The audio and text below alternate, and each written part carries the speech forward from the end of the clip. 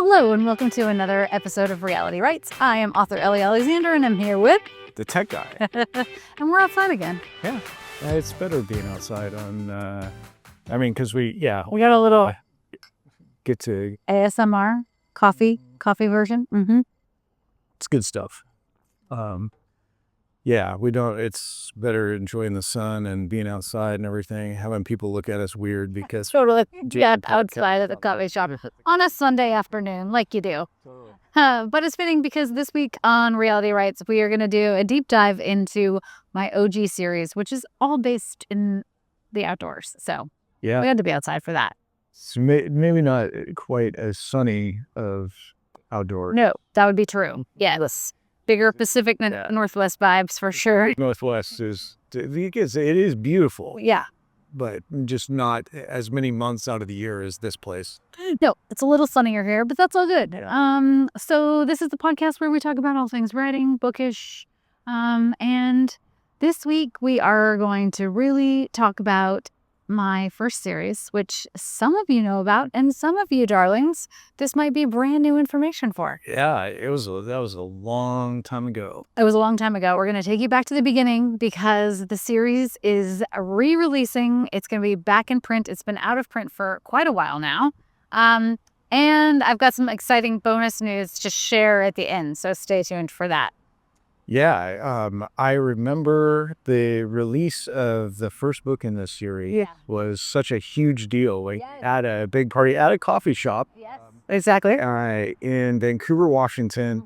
Mm-hmm. It seemed like a ton of people showed up. The news was there. I mean, it was like Drew Carney, thank you. It was an amazing experience. Like that was when it was really like, wow, this thing it's real.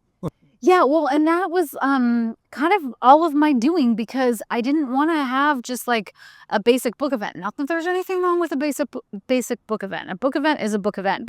Because Meg felt like she was sort of fresh and new and different than most of the protagonists I had personally read in Cozy Mysteries. I wanted the launch party to reflect that. So it was like beer tasting and coffee. And then the irony is I have gone on for all my other future series to write deeper into those worlds of beer and coffee. Right. The outdoors. So, yeah. It is fun. But, okay, so let's talk about this, though. So this is a 5-book series. This is a 5-book series, right? You wrote these a decade ago. Over a decade ago. Yeah.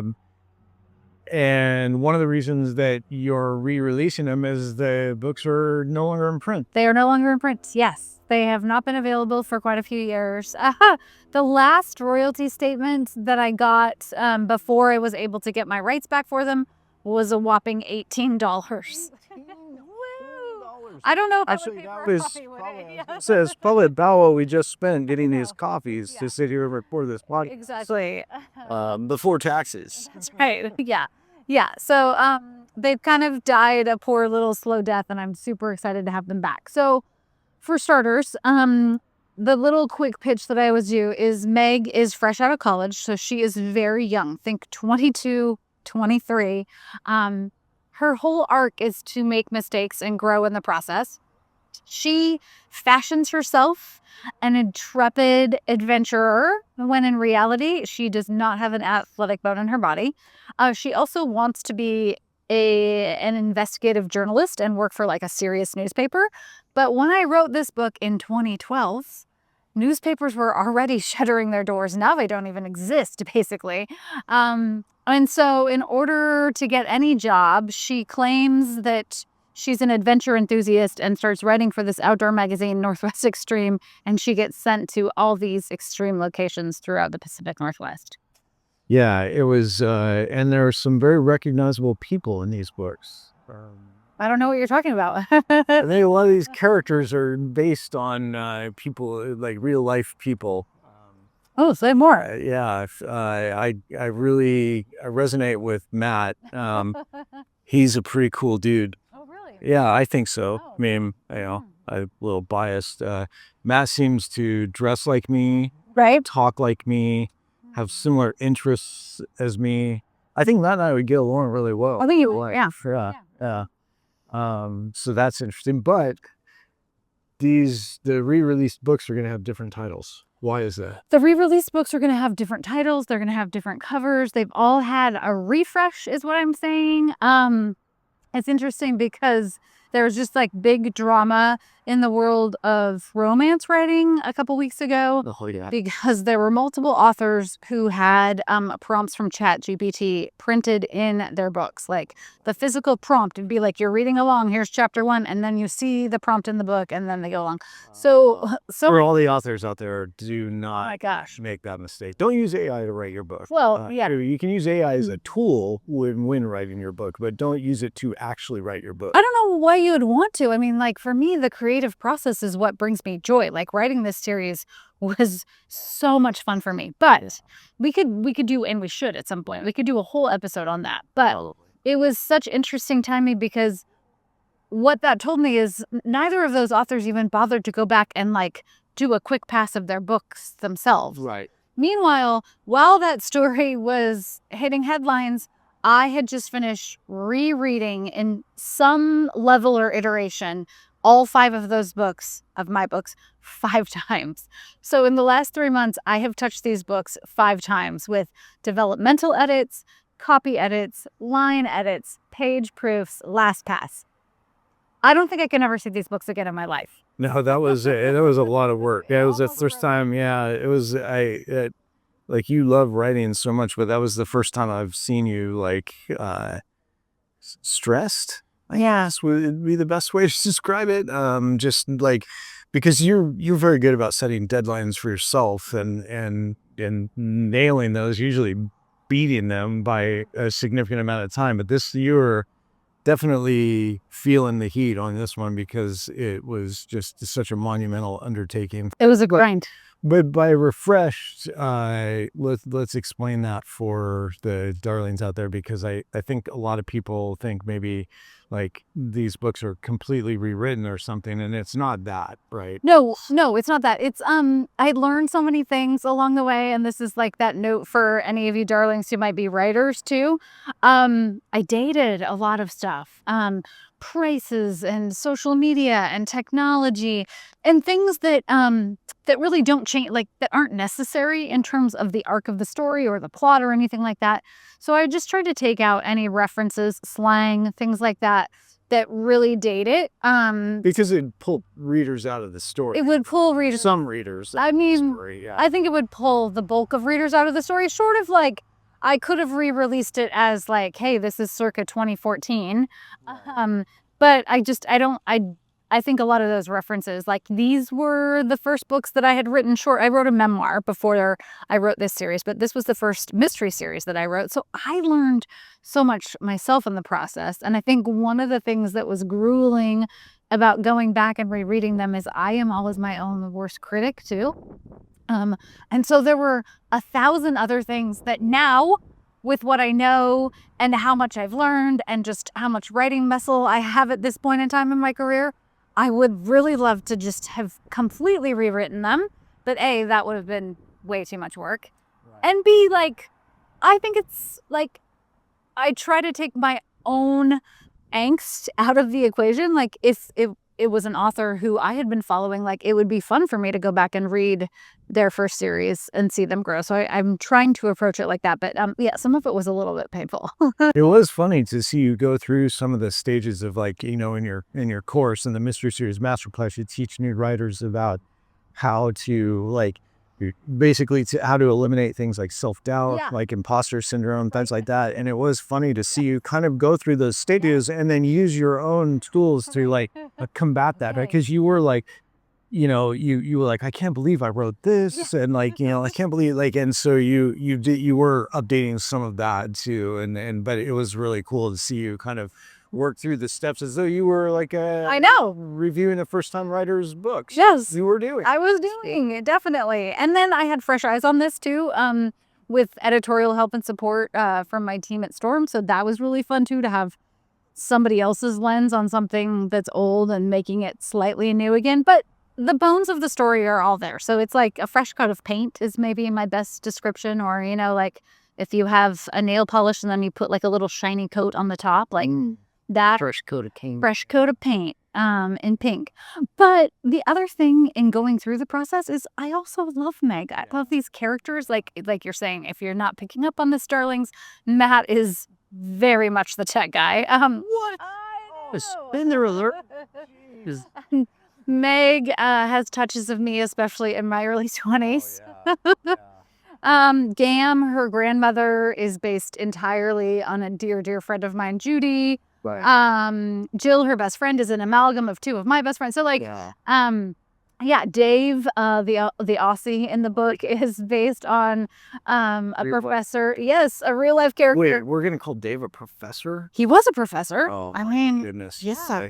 The requirements were a lot less strict in the 90s. Yes. Okay, so this series came about in many ways, but one of the ideas was that I, in my sophomore year of college, I took a full semester in New Zealand and Australian under a course that was called Ecotourism.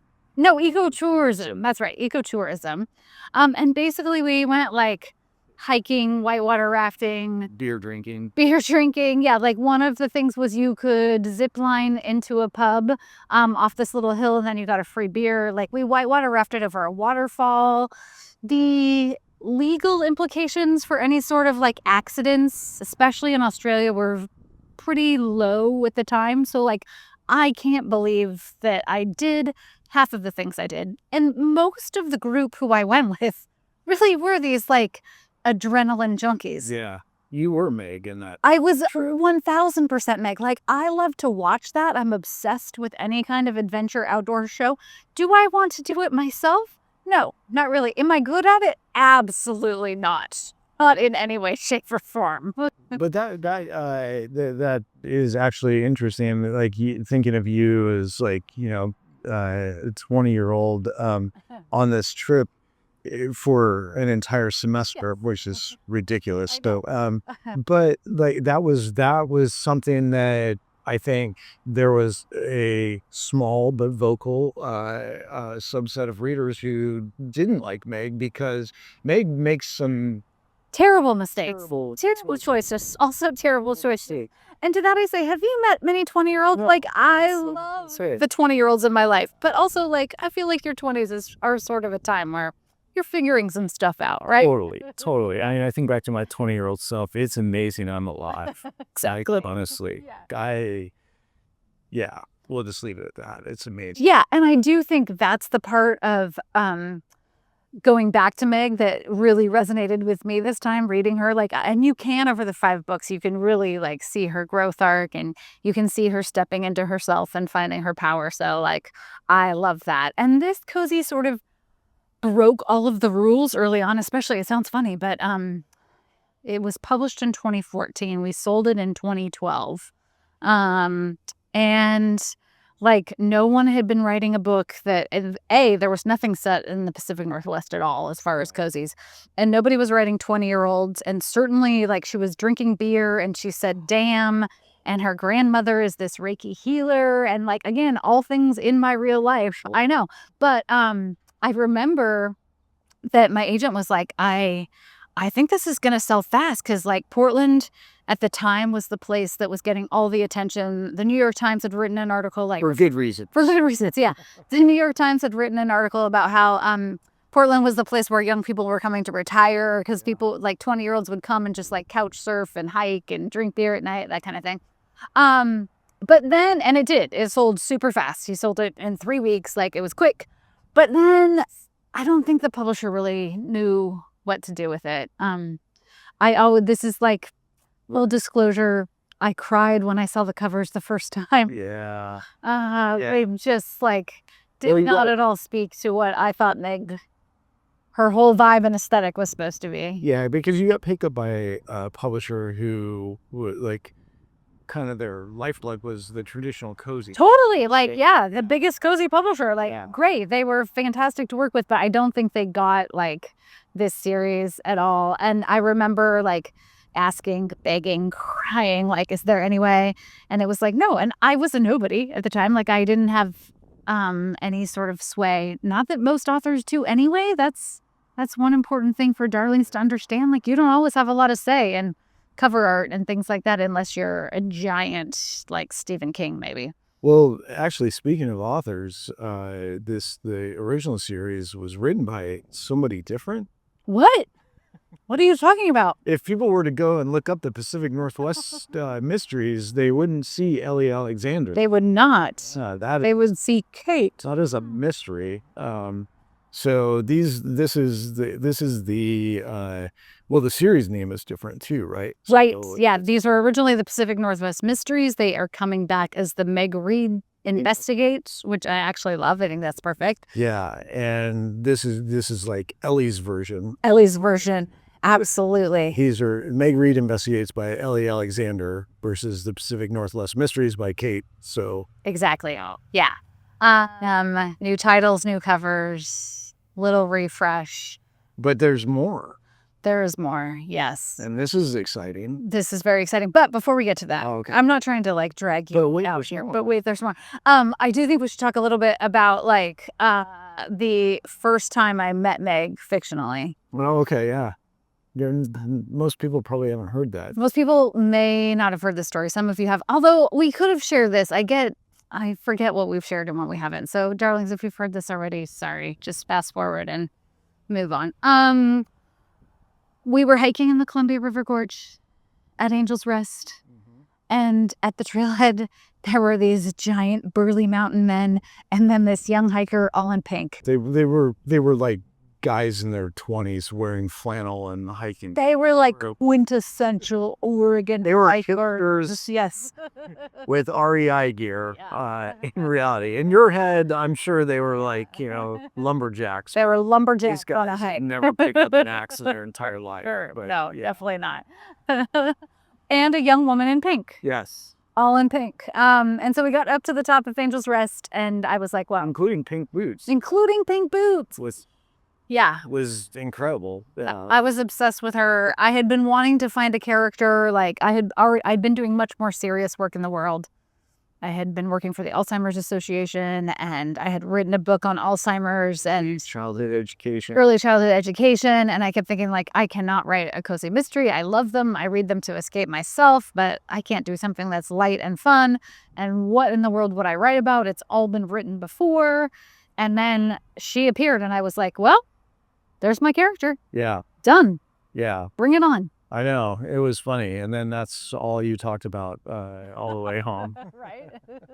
Yes. But that's and then Meg was born. And then Meg was born. Yeah. And I hiked Angel's Rest probably another 6 times. Times with my dad, another time with you, one time on my own, just to make sure like I got all the outdoor stuff right. And one of the things that I loved early on, and I was absolutely never anticipating, was meeting readers who had mobility issues and would say like, I felt like I was actually hiking on a trail for the first time with Meg. And I mean, to this day, nothing makes me happier just to feel like, oh my gosh, yeah, I was able to hopefully impart what it feels like.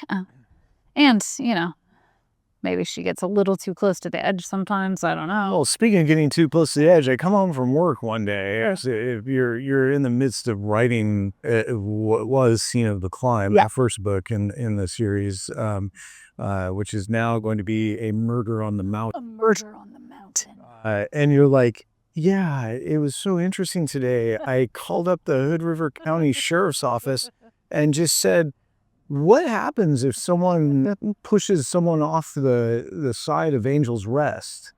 And I was like, what? I was like, oh my God, you're on a list. Right, for sure. I'm sure they're having people on their way here right now. Like, what? You asked them what?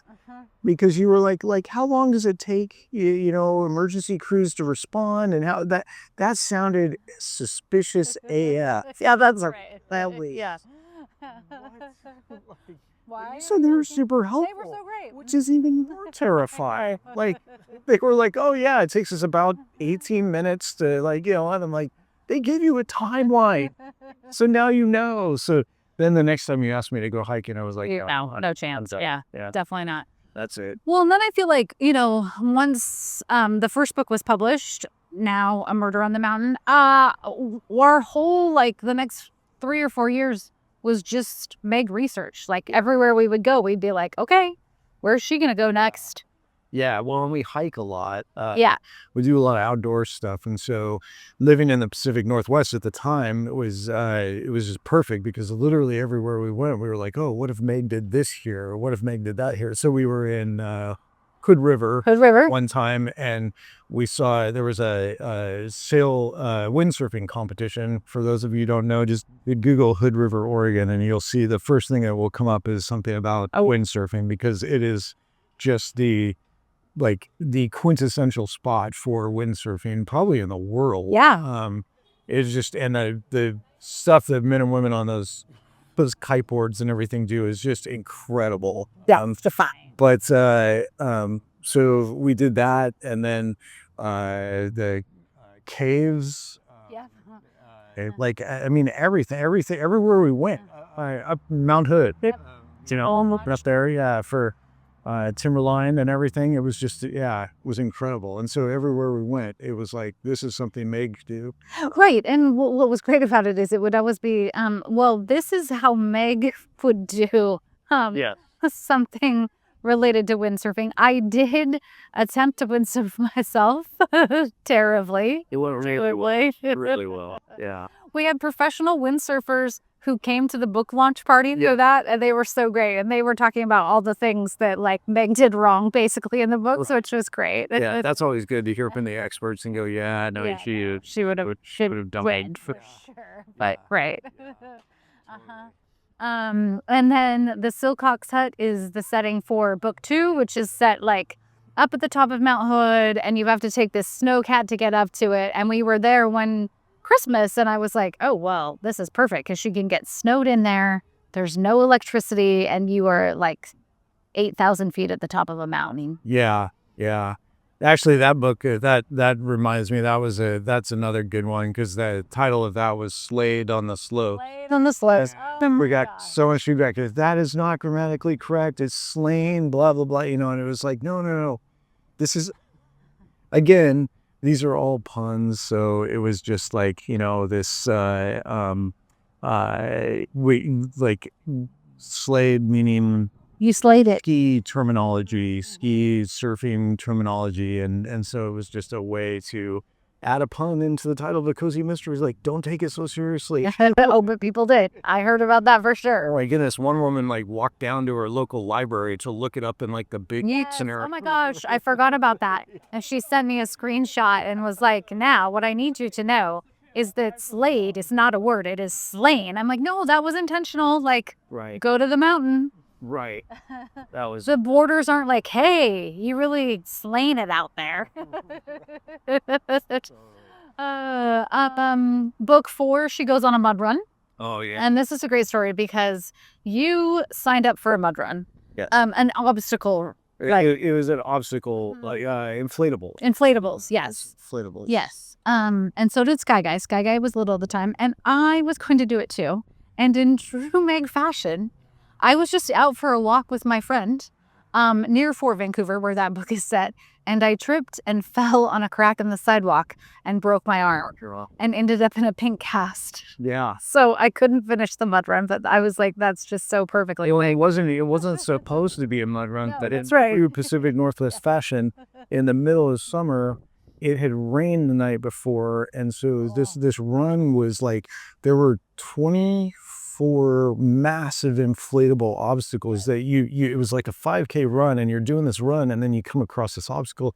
You got to go over the obstacle, you got to go under it, you got to go through it, whatever. It's all and it's an endurance race because it was tough, but because it was so wet, unless you were at the very beginning of the pack, the whole run was just mud. You'd get to the obstacle and it was just covered in mud because we were out in the middle of this field. And so trying to climb up the... Yeah. And of course, Sky Guy finished way before me because he was just even younger. He was just such a little runner, and he just loved it. He just scrambled up the thing, and I'm just like, how am I going to get up there? And I was just covered in mud by the time we got back. By the time I got done. So thus, what was that one called? First degree mudder. First degree mudder. I also got feedback on that. Mudder isn't a word. I'm like, I know. It's murder with mud. But yeah, thanks. That was intended. I should go back through emails that I received back in the day from readers who were like, I believe that there's an error in the title. I'm like, but it's a mud run. But again, this does also speak to sort of, I don't think the covers ever exactly jive to. And it's interesting because these new covers, if you've seen the cover for A Murder on the Mountain, I love it because it's pink. It's like, woo. It's pink. It's Pacific Northwest vibes. You get the coffee. There's a backpack and an umbrella and all the things. Definitely much more along the lines of what you wanted originally. Exactly. Yeah.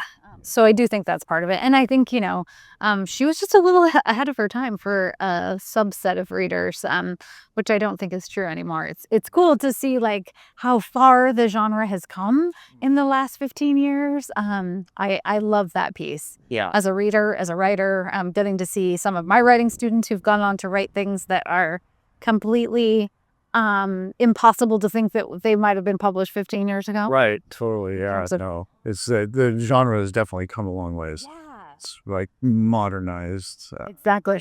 Which is really great. Yes. For sure. Okay. So about the more. Yes. So that's what I was going to say. Okay. So things you should know.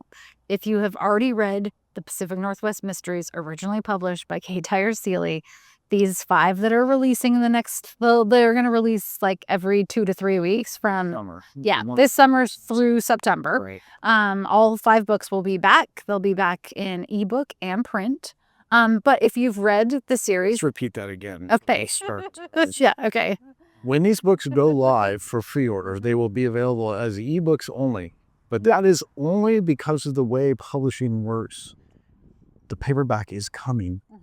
I repeat, the It's coming. is coming. It's coming. So do not worry. Yes. For those print readers out there, that is still going to be a thing. Absolutely. I know. And I cannot wait to have a whole set of 5 with the 5 new covers. So yes. Okay. But if you've read the original series, this is not new. But if you want to go back and read them, they will have like a little freshening up. Just a touch different, I would say. But the guts of the story are the same. Yeah. However, if you have read them and you love Meg, which thank you so much. I've heard from many of you darlings that I didn't even know you knew about Meg, because it's kind of like sort of a secret, because it's interesting. That was my first series that got published, and then the Bake Shop Mysteries sold right after that. And those really took off. And that I wrote as Ellie, because that's how publishing works. So especially if you're just starting out. A lot of times, if you're writing for more than one house, they'll have you come up with a pen name. And then, you know, all of that stuff really took off, and all of my Kate stuff kind of disappeared. So I'm always surprised. For those of you who are super sleuths and have found the Meg series, if you have read them and enjoyed them, there's going to be something special coming in October. Ooh, what's that? This is a brand new Meg. Dun, dun, dun, dun. This is where I insert the dun dun dun. Except it's more like dun dun dun dun. It's true. Yeah. This is going to be a holiday rom-com. So not a mystery, but Meg and all of her friends, Matt, Jill, Gam, Mom, the whole OG cast is coming back. The story takes place a decade later. So they've all gone off, grown up a little bit, been out in the world, doing their thing. And they are reuniting for Matt's 30th birthday in Bend, Oregon. He's working for a tech company. Shocking.